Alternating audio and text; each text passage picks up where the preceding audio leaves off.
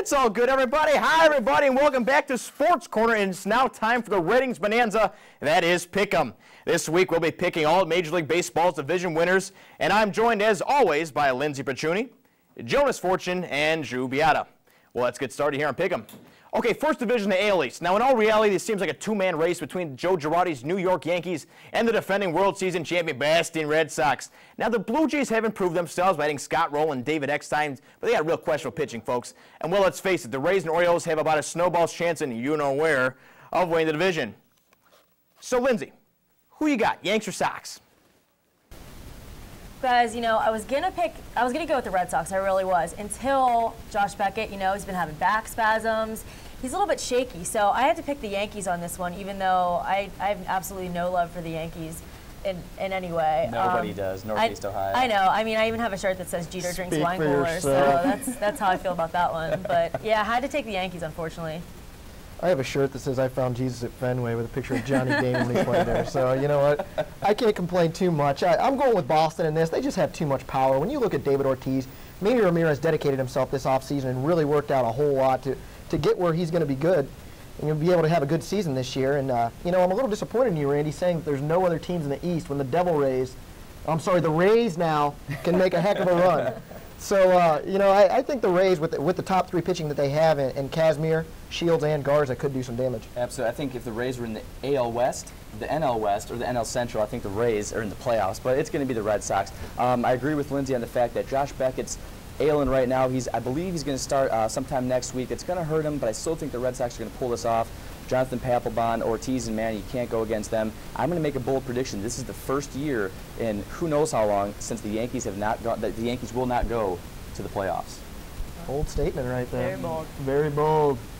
Yeah, sometimes I get Jonas and Drew their medication for the evening with the Rays. Come on. All right, next division, the AL Central. Now, the Indians won this division last year, and probably their slight flavor to repeat this year. Now, the Tigers have improved themselves by adding Miguel Cabrera and Dontrelle Willis, and should give the Tribe all they can handle. There are three other teams in the division, but the Royals are in year 15 of the rebuilding plan, and the White Sox are flat out old. And the Twins traded away their best player. With that being said, Jonas, who you got in the Central? I think it's obvious what you got to go with in the Central, and that is the Detroit Tigers right now. When you bring in Miguel Cabrera, who's arguably one of the best hitters in all of baseball, who can just completely rake, and stick him in as your 5 hitter, you're going to have a murderer's row of a lineup. Not to mention you have Justin Verlander, who's going to have plenty of Cy Youngs by the time his career is done and over with, and I think he's going to start with his first one this year. I agree with that. Well, I know you guys probably expect me to pick the Indians and obsess about Grady Sizemore for the rest of the segment, but I'm going to go with the Tigers too, because you know what? I mean, it's going to be an all-out battle probably between the Indians and the Tigers in the AL Central. But like Leland said, he said if you really think that it only comes down to those two teams in this division, you're crazy.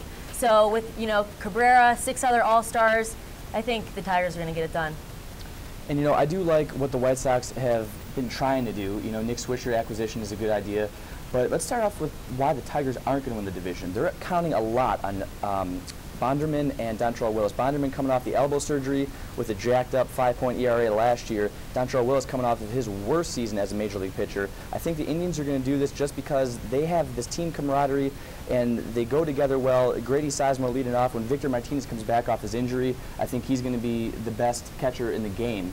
And I really love Sebastian Carmona. Carmona is not going to be a sophomore slump this year. Drew's the only one smart one of the three over there. Okay, in our final division in the American League, the AL West, the Angels won this division last year, and Seattle seems to be the real only big competition. Let's face it, the Rangers can score runs, but unfortunately they gave up a lot too. And as for the Athletics, they're flat out rebuilding.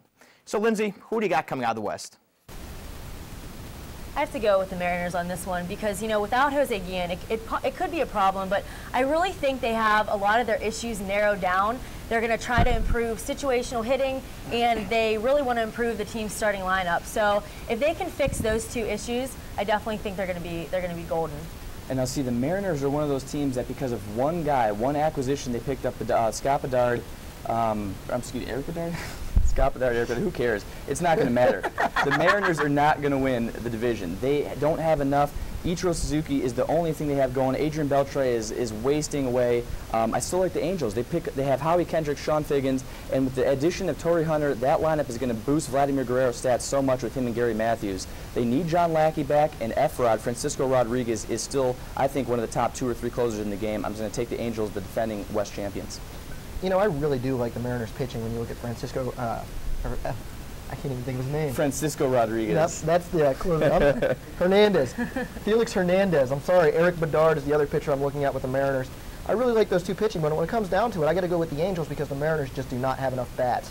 Richie Sexton has major holes in his swing, and he hasn't really done anything in a few years now. And you know, when you look at the Angels, they're just loaded, and they have the best manager in the game in Mike Scioscia. Mike Scioscia knows how to push the buttons, and he knows how to play great baseball. Eric Wedge. What do you think, Randy? I think you guys are nuts at Rays. Listen. I love the Rays.